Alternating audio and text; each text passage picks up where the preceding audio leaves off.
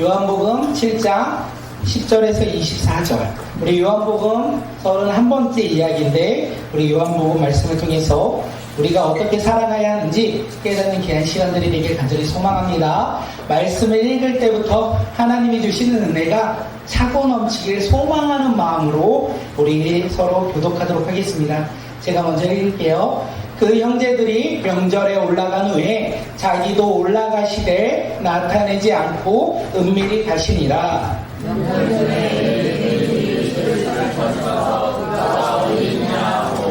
예수에 대하여 무리 중에서 수군거림이 많아 어떤 사람은 좋은 사람이라 하며 어떤 사람은 아니라 누리를 미혹한다 하니, 그러나 이제 그들을 두려워하고 드러나게 그에 대하여 말하는 자가 없더라. 이미 명절의 중간이 되어 예수께서 성전에 올라가서 가르치시니 너희들이 놀랍게 여기되 이 사람은 배우지 아니하였거늘 어떻게 말하느냐. 예수께서 대답하여 이르시되 내 교훈은 내 것이 아니요 나를 보내신 이의 것이니라. 사람이 하나님의 뜻을 따라 이 교훈이 하나님께로부터 왔는지 내가 스스로 말하는지 아니라. 스스로 말하는 자는 자기 영광만 구하되 보내신 이의 영광을 구하는 자는 참되니 그 속에 불의가 없느니라. 모세가 너희에게 율법을 주지 아니하였느냐. 너희 중에 율법을 지키는 자가 없도다. 너희가 어찌하여 나를 죽이려 하느냐. 무리가 대답하되 당신은 귀신이 들렸도다. 누가 당신을 죽이려 하나이까. 예수께서 대답하여 이르시되 내가 한 가지 일을 행하매 너희가 다 알고 나니와 이상히 여기는도다. 모세가 너에게 할례를 행하였으니 그러나 할례는 모세에게서 난 것이 아니요 조상들에게서 난 것이니라. 그러므로 너희가 안식일에도 사람에게 할례를 행하느니라. 모세의 율법을 행하지 아니하고 사람이 안식일에도 할례를 받는 일이 있거든. 내가 안식일에 사람의 정신을 건전하게 하는 것으로 너희가 그에게 영광하느냐. 네, 함께 읽을까요? 외모로 판단하지 말고 공의롭게 판단하라 하시니라. 아멘. 오늘 꿈꾸는 예배에 나오신 모든 분들 주님의 이름으로 환영하고 우리가 서로를 축복하는 믿음의 자녀들이 되길 간절히 소망합니다. 오늘 우리가 함께 나눌 제목은요, 우리가 살아가야 할 모습입니다. 함께 제목 읽겠습니다. 각인되었으면 좋겠어요. 오늘 우리가 살아가야 할 모습이 어떤 모습인지 말씀을 통하여 깨닫고 그렇게 순종하며 살아가는 믿음의 자녀들이 되길 간절히 소망합니다. 21세기는요, 하루하루를 분주하게 살아가는 삶이 아닐까 생각합니다. 우리가 살아가는 지금 현대의 삶의 모습은 치열하게 전쟁하며 살아가는 삶의 모습이 아니할까 생각합니다. 그런 삶 속에서 예수 그리스도를 믿음으로 말미암아 하나님의 자녀가 된 우리가 어떻게 살아가야 하는지 오늘 본문을 통하여 우리가 깨닫고 또한 깨닫는 것으로 끝나는 것이 아니라 순종하며 살아가고 열매 맺으며 살아가는 믿음의 자녀들이 되길 간절히 소망합니다. 듣는 것에 만족하지 마시고 순종하며 열매 맺는 것에 기뻐하며 나아가는 믿음의 자녀가 우리 모두가 되길 간절히 소망합니다. 예수님을 믿음으로 하나님의 자녀가 된 믿음의 사람인 우리가 어떻게 살아가야 하는지 세 가지로 나눠서 함께 말씀 나누겠습니다. 첫째는요, 하나님의 때를 기다립니다. 네, 둘째는요, 두려움 앞에서도 도망치지 않습니다. 셋째는요, 하나님의 영광을 구합니다. 네, 우리가 살아가야 할 모습은요, 하나님의 때를 기다리며 살아가고 두려움 앞에서도 어떻게 해요? 도망치지 않고 살아가고, 세 번째는요, 하나님의 영광만을 구하며 살아가는 삶이 오늘 예수 믿어 하나님의 자녀로서 살아가는 우리의 삶의 모습이라는 것을 우리가 깨닫고 그 모습 가운데 순종하며 살아가는 믿음의 자녀들이 되길 간절히 소망합니다. 첫째가 뭐라고 했을까요? 하나님의 때를 기다립니다. 네, 하나님의 때를 기다립니다. 예, 우리가 지난번에 7장 1절부터 10절에서 나눴을 때 예수님을 믿지 않았던 이 형제들, 예수님의 육신의 형제들이요, 예수님께 말했어요. 우리가 함께 유대로 올라가자. 명절을 맞이하여 우리가 예루살렘으로 올라가자 그곳에서 기적을 행하고 그곳에서 치유를 행하고 그곳에서 하나님의 나라를 선포함으로 말미암아 예수님께서 유명한 사람이 되고 우리가 함께 유명한 사람이 되자 이렇게 이야기했어요. 그때 예수님께서 형제들에게 뭐라고 합니까? 아직 내 때가 아니다.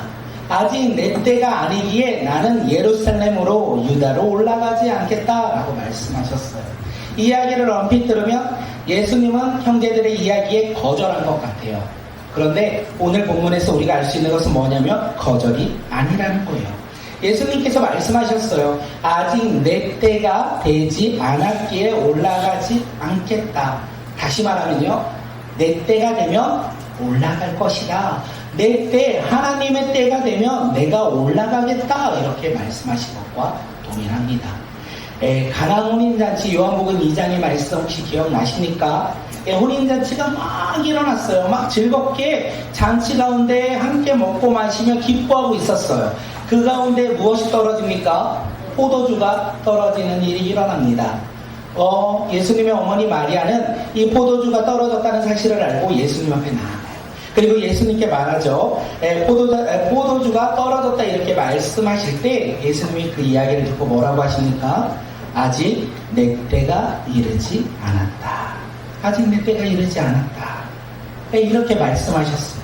거절한 것 같아요. 그런데 예수님의 때가 되었을 때 이 물이 포도주로 변하여 잔치가 어떻게 해요?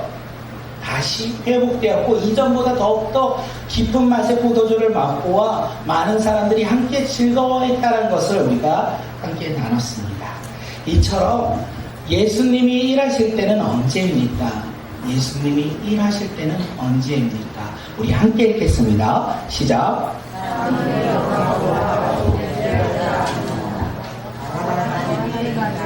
우리가 알고 있죠. 예수님이 일하실 때는 내가 원하고 내가 바라고 내가 기대했던 때가 아니야. 하나님이 원하실 때야. 이렇게 우리가 잘 알고 있어요. 그런데 이 말씀을 나의 삶에 접목시켜 봅니다. 우리는 누구의 때를 기다리며 살아가고 계십니까? 나는 누구의 때를 기다리고 살아가고 계십니까? 하나님의 때를 기다리며 살아가고 계십니까? 아니면 내가 원하는 것이 이루어질 그 때를 소망하며 살아가고 계십니까? 저는 이 한 주를 돌아보며 이 말씀을 준비할 때, 나도 하나님의 때보다는 나의 때를 기대하며 살아갔구나. 몰랐는데 하나님의 때를 기대하며 살아간다고 했는데, 내가 원하는 것을 기대하며 살아갔구나. 라는 생각을 참 많이 했습니다. 특별히 언제 했냐면, 제가 지난주 금요일에 월드비전 모임이 있었어요. 월드비전, 이 남양주시 임원 모임이 있어서 월드비전에 가기 전에 이런 생각이 들더라고요. 내가 무엇을 해서 무엇을 얻고자 하는 모임이 아니라 내가 원해서 가는 모임도 아닌데 내가 왜 그 모임을 가야 할까? 나와 상관없는 모임인데 내가 왜 그 모임에 가야 할까라고 생각하며 약속됐으니까 어쩔 수 없이 참석을 했습니다. 그리고 참석을 하고 회의를 하면서 끝날 때쯤에 제 마음 가운데 이런 생각이 들었어요. 내가 이곳 가운데 온 이유가 있구나. 우리가 추수감사주일이 얼마 남지 않았는데 추수감사 챌린지를 어떻게 준비해야 될지 미리 나누는 시간들, 그리고 이 지역에서 임마누엘 행복 콘서트를 하는데 제가 남중현에서 임원으로서 함께 연합하며 해야 할 일들이 있구나. 그래서 하나님께서 나를 이 자리로 부르셨구나 라는 생각이 들었어요. 저는 분명 가기 싫었어요. 제 생각을 바라보고 제가 원하는 모임이 아니라는 생각을 함으로 말미암아 나의 때 내가 원하는 모임이 아니라 생각하며 가고 싶지 않았어요.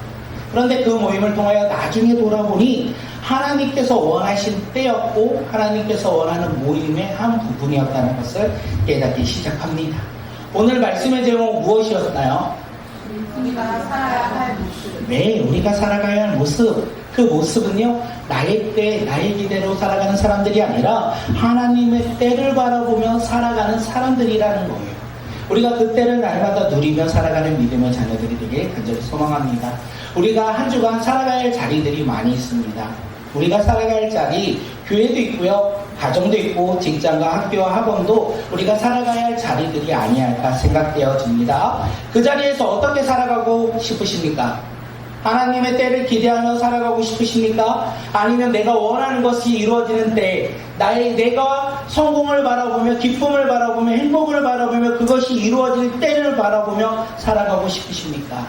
오늘 본문은 우리에게 이야기하고 있어요. 나의 삶의 자리에서 나는 어떤 때를 기대하며 살아가고 싶으신지, 그 어떤 때를 기대하며 살아가고 있을지. 예, 이렇게 말했을 때 제 마음 가운데 하나 생각이 들었어요. 어떤 생각이 들었냐면, 하나님의 때, 내 삶에 하나님의 때 어떻게 하지? 월드비전을 통해서도 그것을 경험하고 느끼고 돌이켜보니 하나님이 이렇게 원하시는 장소였고 때였구나라는 생각을 했는데, 그러면 나의 삶 가운데 나의 직장과 나의 학교와 나의 가정에서 하나님이 원하는 때 내가 어떻게 하지? 알아야지 그 때에 맞춰서 우리가 움직이지 않겠습니까? 하나님의 때 아는 방법이 있어요. 기도예요. 예레미야 우리 33장 3절 우리 함께 읽겠습니다. 시작.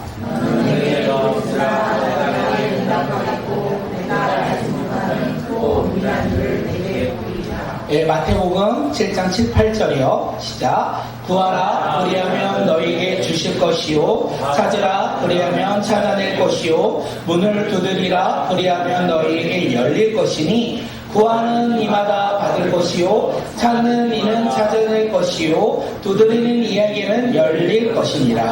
아멘. 하나님의 때를 우리가 알 수 있는 방법은 기도하는 거예요. 하나님의 때를 알 수 있는 방법은 무엇입니까? 기도한다는 거예요. 그래서 예수님이 날마다 기도하셨어요. 새벽 미명 이래 아침부터 일어나서 사역을 하기 전에 하나님께 나아가 한적한 곳에서 기도하셨다는 거예요. 우리의 삶에서 하나님의 때를 알고 싶으십니까? 나를 향한 하나님의 때, 그 때를 알고 싶으십니까? 그러면 우리가 해야 될 게 있다는 거예요. 무엇이라고요? 기도라는 거예요. 우리가 기도할 때 하나님의 때, 우리 가정 가운데 일하실 하나님의 때, 우리의 교회 가운데 하나님의 때, 우리의 직장에서 하나님이 일하실 그 때를 우리는 알 수 있다는 거예요. 우리가 부르짖고 구하고 찾고 두드릴 때, 우리가 하나님께 기도할 때 하나님께서 응답하신다라고 오늘 본문에서 이야기하는 거예요. 그렇기에 우리가 하나님의 때를 알고 싶으십니까? 그러면 우리가 무엇을 해야 된다고요? 기도해야 된다는 거예요. 기도하지 않으면 하나님의 때를 알 수도 알지도 못한다는 거. 우리의 삶 속에서 기도하며 나를 향한 하나님의 때, 나를 향한 하나님의 계획을 우리가 깨닫고 누리는 믿음의 자녀들이 되길 간절히 소망합니다. 옆 사람을 바라보며 이렇게 서로를 축복합니다. 하나님의 때는 당신이 기도하는 이 순간부터 시작됩니다. 하나님의 때는 당신이 기도하는 순간부터 시작됩니다. 기도하지 않으면 하나님의 때의 시작이 언제 있을지 모른다라는 거, 우리가 더욱더 기도하며 하나님의 때를 기다리는 믿음의 자녀들이 되길 간절히 소망합니다. 예수 그리스도를 믿음으로 하나님의 자녀가 되어 살아가는 우리의 삶 가운데 가장 먼저 하나님의 때를 알아야 된다는 거. 그 때는 언제 알 수 있다? 기도할 때 알 수 있다. 이것이 우리의 삶의 모습이라는 거. 두 번째는 무엇이었습니까? 혹시 기억이 나실까요? 두려움 앞에서 도망치지 않습니다. 네, 두려움 앞에서도 도망치지 않습니다. 예수님의 형제들이 명절에 올라갔어요. 그리고 예수님도 다른 사람들에게 보이지 않도록 은밀히 예루살렘 성전으로 올라가셨습니다. 이번 명절은요, 예루살렘 명절은 조금 더 다르게 어떤 상황이었냐면 소란스러운 상황이었던 것 같아요. 들썩들썩거리는 상황이었어요. 왜냐하면 이 예루살렘에 모인 사람들이 지금 한 사람에게 관심을 두고 있어요. 그의 이름은 누구다? 예수님에 대해서 관심을 두고 있었다는 거예요. 유대인들은요, 예수님을 찾아서 잡고자, 그리고 어떻게 하고자? 죽이고자, 지난날의 안식일에 사람을 고치신 일과 장로들의 전통을 어떻게 해요? 아니라고 말씀하셨던, 그리고 격하게 토론하였던 그 예수님, 토론을 하였지만 더 이상 예수님과 함께할 수 없다는 결론으로 말미암아 유대인들은 기다리고 있었어요. 누가 올라오기를? 예수님이 올라오기를. 왜 기다렸어요? 예수님을 죽이고자 그들은 기다리고 있었다는 것을 우리가 알 수 있습니다. 그 다음은 무리들이었어요. 무리들 가운데 소근거려요. 어떻게 소근거리냐면, 예수님은 좋은 사람이야. 어떤 사람들이 이야기해. 예수님은 미혹하는 사람은 거짓 선지자야. 이렇게 수근거렸어요. 그들이 큰 소리로 하지 아니고 소근소근거렸던 이유는 무엇이냐면 유대인들을 두려워했기에, 오늘 본문에서 유대인들을 두려워했기에 무리들이 소근거렸다라고 이야기하는 거예요. 많은 사람들이 눈치 보고 있어요. 유대인들의 눈치를 보고 있어요. 지금 유대인들은 어떤 상황이에요? 예수님을 잡아 죽이고자 하는 상황이라는 거예요. 예수님을 향한 평가는 되게 다양했던 것 같습니다. 유대인들은 예수님을 죽일 사람, 그리고 어떤 사람은요, 좋은 사람, 또 어떤 사람은요, 미혹하는 사람, 또 어떤 사람은요, 거짓 선지자, 이렇게 평가가 여러 가지로 나뉠 수 있는데, 이 평가보다 중요한 것이 무엇이냐면, 그 어느 한 사람도, 그 단 한 사람도 예수님을 향하여 하나님의 아들이라, 우리를 구원한 메시아라고 고백하는 사람들이 없었다라는 것을 우리에게 이야기하고 있어요. 지금 예루살렘은 많은 사람들이 예수님께 관심을 두고 있지만 그 예수님이 하나님의 아들인 거, 그리고 예수님이 죄인인 우리를 구원할 메시아라는 거에 관심을 두고 있지 않고 있다라는 거. 많은 사람들, 대부분의 사람들이 미혹하는 사람, 거짓 선지자, 죽여야 될 대상으로 생각하고 있었다라는 거. 이런 상황 속에서 예수님이요, 예루살렘에 올라가셨다라는 거예요. 사람들에게 환영받지 못하는 분위기 속에서 예수님이 예루살렘으로 올라가고 계셨다라는 거예요. 그렇다면 왜 예수님은요, 예루살렘으로 올라가셨을까요? 다음 장 한번 넘겨줄까요? 예수님은 왜 예루살렘으로 올라가셨을까요? 자신을 죽이려고 하는 유대인들이 있는 예루살렘으로 왜 올라가셨을까요? 죽을 수 있다는 것을 알면서도 예수님은 왜 예루살렘으로 올라가셨을까요? 예수님은 왜 예루살렘으로 올라가셨을까요? 그 답은요, 하나님의 때가 이르렀기 때문입니다. 하나님의 때가 이르렀기에 예수님은 예루살렘으로 올라가셨다라는 거예요. 죽음을 두려워하지 아니하고 예루살렘으로 올라가셨다라는 거예요. 고난을 알면서도 예수님은 예루살렘으로 올라가셨다는 거예요. 그것에 올라가 무엇을 했습니까? 성전에서 많은 사람을 가르쳤다. 성전에서 많은 사람을 가르쳤다. 왜요? 하나님의 때가 되었기에. 그때에 예수님이 감당해야 할 사명을 알고 있었기에 죽음 앞에서도, 고난 앞에서도, 두려움 앞에서도, 걱정 앞에서도 두려워하지 아니하고 예루살렘으로 올라가 성전에서 많은 사람들을 가르쳤다라는 것을 이야기합니다. 예수님을 믿고 하나님의 자녀가 된 우리가 살아가야 할 두 번째 모습이 두려움 앞에서 도망치지 않는다라고 말씀드렸어요. 고난 앞에서도 도망치지 않는 거예요. 예수님께서 우리 가운데 보여주신 거예요. 예수님이 왜 예루살렘으로 올라가셨습니까? 하나님의 때가 되었기에, 또한 그 사명을 감당해야 했기에, 비록 고난과 두려움이 있을지라도, 그것을 알고 있을지라도 두려워하지 아니하고 그 예루살렘에 올라가 예수님의 복음의 삶의 현장인 예루살렘으로 올라가 하나님의 나라를 전하였고 하나님의 사랑을 전하였다는 것을 우리에게 이야기하는 거예요.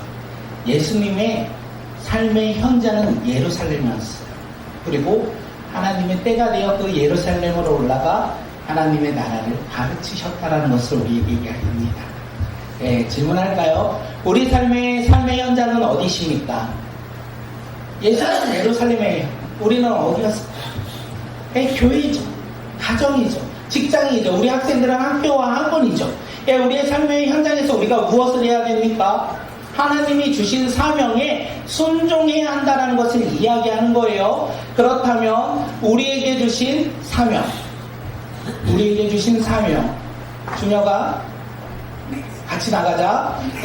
우리에게 주신 사명, 우리에게 주신 사명은 무엇일까요? 하나님의 은혜의 복음이신 예수님을 전하는 거예요. 우리의 사명은 다를 수 있어요. 각각 다를 수 있지만 동일한 사명은 하나님의 은혜의 복음이신 예수님을 전하는 것, 나도 그렇고 너도 그렇고 우리 모두 다 그것이 사명이라는 거예요. 그 사명을 전하는 방법과 방식은 다를 수 있지만 우리가 그 사명을 전하는 모습은 동일하다는 것을 이야기합니다. 사도 바울이 이렇게 이야기합니다. 사도 바울이 자신의 사명에 대해서 사도행전에서 무엇이라고 얘기합니까? 함께 읽겠습니다. 시작. 내가 달려갈 길과 주 예수께 받은 사명 곧 하나님의 은혜의 복음을 증언하는 일을 마치려 하면 나의 생명조차 조금도 귀한 것으로 여기지 아니하노라. 아멘. 예수님은 고난과 두려움 앞에서도 담대하게 사명을요, 어떻게 해요? 감당하셨다는 거예요. 우리도 예수님을 닮아 우리의 삶의 현장에서 우리도 복음을 전하는 믿음의 자녀들이 되길 간절히 소망합니다.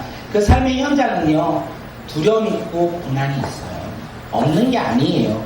두려움과 고난이 있을 때 예수님은 우리에게 말씀하세요. 담대하게, 사도 바울이 이야기했죠. 담대하게 거침없이 어떻게 해요? 복음을 전하였다. 복음을 전하는 그 사명의 그 일 가운데 놀라운 일들이 일어나고 놀라운 기적들이 일어난다는 것을 우리에게 이야기합니다. 왜 사명을 감당하고 복음을 전할 때 놀라운 삶의 일들이, 놀라운 기적들이 우리 삶 가운데 일어나냐면 주님께서 우리와 함께 하시기 때문에 그렇습니다. 하나님 나라 가운데 사명을 감당하는 자에게 누가? 주님께서 함께 하신다라는 거예요.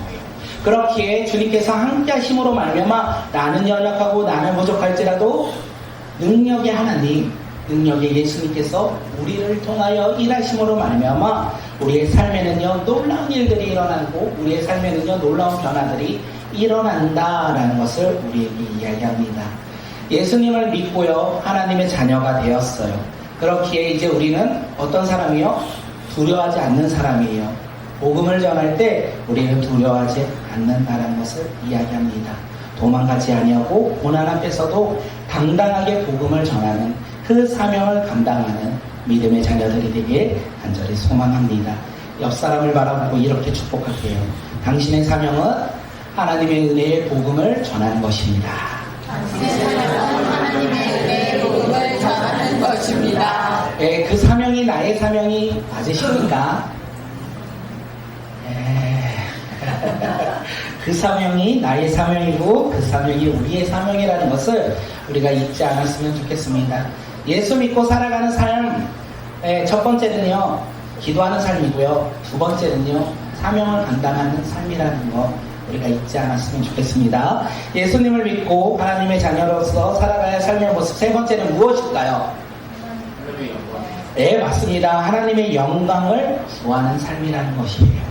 예수님이 성전에서 가르치실 때 유대인들이 들었어요. 유대인들이 듣고 놀랍게 여겼다 이렇게 이야기해요. 그들이 예수님이 전하는 이 가르침을 듣고 놀랍게 여긴 이유가 무엇이냐면 예수님은 자신들처럼 유명한 랍비에게 교육을 받지 않았던 사람이에요. 자신들처럼 정규된 학교에 인류 학교를 나온 사람이 아니었어요. 그런데 예수님의 말씀을 듣고 자신들보다 더 정확하게 하나님의 나라를 전하고 계시는 예수님, 하나님의 사랑을 전하고 있는 예수님의 이야기를 듣고 어떻게 해요? 놀랍게 여겼다. 놀랍게 여겼죠. 우리도 어떤 유명한 목사님 설교 들으면 놀랍게 여기잖아요. 와, 내가 알고 있던 말씀과 다르네. 와, 나와 다르네. 우리가 이렇게 생각할 때가 얼마나 많이 있습니까? 저도 요번 주에 하나의 설교를 들었는데, 야, 이 본문에서 어떻게 이런 이야기가 나올까? 야, 놀랍게 여겼다라는 거예요. 그런데 문제는 유대인들의 놀랍게 여겼다는 거의 문제가 무엇인지 아십니까? 그들은요, 예수님을 믿지 않아요. 놀랍게 여길 정도로 하나님의 나라와 하나님의 사랑을 전하고 있는 그 예수님의 말을 듣고도 그들의 삶은 변화되지 않았다는 거예요. 유대인들은 여전히 어떻게 합니까? 예수님을 비판했고 예수님을 정죄했고 예수님을 잡고자 했어요. 말씀으로 말미암아 그들의 삶이 변화되지 않았다는 것을 이야기해요. 그들에게 예수님이 말씀하시죠. 내 교훈은 내 것이고 나를 보내신 이의 것이다. 실수. 내 교훈은 내 것이 아니고 나를 보내신 이의 것이다. 그리고 그들을 향하여 한 번 더 이야기합니다. 요한복음 7장 18절 함께 읽겠습니다. 스스로 말하는 자는 자기 영광만 구하되 보내신 이의 영광을 구하는 자는 참되니 그 속에 우리가 없느니라. 예수님은 유대인들을 가리켜 이야기했어요. 너희들은 스스로 말하는 자니 자기 영광만 구한다. 나는 보내신 이의 영광을 구한다. 이렇게 말씀하셨어요. 너희들은 스스로 말하는 자니 너희 스스로의 영광만을 구하는 사람들이다. 그러면서 예수님께서 그들을 향하여 한마디 더 하십니다. 율법을 지키는 사람이 없다. 너희 가운데 율법을 지키는 사람이 없다. 이렇게 말씀하셨어요. 이 말을 듣고 있는 유대인들은 누구입니까? 지도자들이었어요. 그들은요, 율법을 공부했고 율법을 가르쳤던 사람들입니다. 그리고 율법을 지키기 위해 일주일에 2번씩 금식했어요. 소득의 11조를 드렸어요. 그리고 하루에 3번씩 날마다 시간을 정하여 기도했던 사람들이에요. 안식일을 지키고자 그들은 열심히 노력했던 사람들이에요. 그들을 가르쳐 예수님이 뭐라고 하고 있다고요? 율법을 지키는 자가 없다. 이렇게 말씀하고 계시더라고요. 유대인들 지금 그들의 머릿속에는 예수님을 향하여 야, 예수님을 죽여야 되겠다. 우리의 것을 무너뜨리려고 하는 저 예수님, 우리가 죽여야 되겠다. 계명, 10계명이 몇 계명인지 아십니까? 몇 번째 계명을 어기는지 아십니까? 6번째 계명이에요. 살인하지 말라. 계명을 지키고 살아가는 그들은 지금 계명을 지키지 않고 있다는 것을 이야기해요. 그들은 안식일을 지키고자 노동을 하면 안 된다는 것을 이야기하며 병 고친 예수님을 책망했던 그들이요. 안식일에는 할례를 행하였다. 안식일에 아무런 거리낌 없이 할례를 행하였다. 노동을 행하였다. 이렇게 이야기하고 있는 거예요. 그런 그들에게 예수님이 말씀하시죠. 너희는 스스로 말하여 자기 영광만을 구한다. 그래서 율법을 지키는 사람이 없다. 예수님은요, 그들과 다르게 오직 자기를 보내신 하나님의 영광만을 구했습니다. 예수님의 가르침은요, 장로의 전통이나 세상에 주는 학식과 지혜와 그 지혜에 대한 것이 아니었어요. 죄인을 향한 하나님의 사랑이었고 하나님의 나라였다는 것을 이야기합니다. 하나님의 나라의 영광을 구하는 사람, 하나님의 영광을 구하는 사람은 누구입니까? 우리 한번 읽어볼게요. 시작. 하나님 나라를 바라보며 하나님 사랑의 학생이신 예수님을 믿고 살아가는 하나님의 자녀입니다. 우리 맞죠? 우리는 하나님의 영광을 구하며 살아가는 사람들입니다. 하나님 나라를 바라보고 하나님의 사랑의 확증이신 예수님을 믿고 살아가는 하나님의 자녀이기 때문에 우리는 하나님의 영광을 구하며 살아가는 사람들입니다. 소연이 문답에서 1번의 질문이 이거예요. 인간의 최고의 목적은 무엇입니까? 인간의 최고의 목적은 무엇입니까? 이 질문에 답을 합니다. 답은요, 우리 함께 읽을게요. 시작. 인간의 최고의 목적은 하나님을 영화롭게 영원토록 하나님을 즐거워하는 것입니다. 예, 다른 말로 함축적으로 뭐라고 이야기하냐면 이 소연이 문답에서 우리 인생의 목적은 하나님의 영광을 돌리는 삶, 하나님에게 영광을 돌리는 삶이 우리 삶의 목적이다 라고 이야기하고 있습니다. 우리 고린도전서 10장 31절 우리 함께 읽겠습니다. 너희는 먹든지 마시든지 무엇을 하든지 다 하나님의 영광을 위하여 하라. 예수님의 인생의 목적은요, 하나님의 영광을 위해서 살아가셨고, 오늘 우리의 삶의 목적은요, 나의 영광이 아닌 하나님의 영광을 위하여 살아가는 삶이 되길 간절히 소망합니다.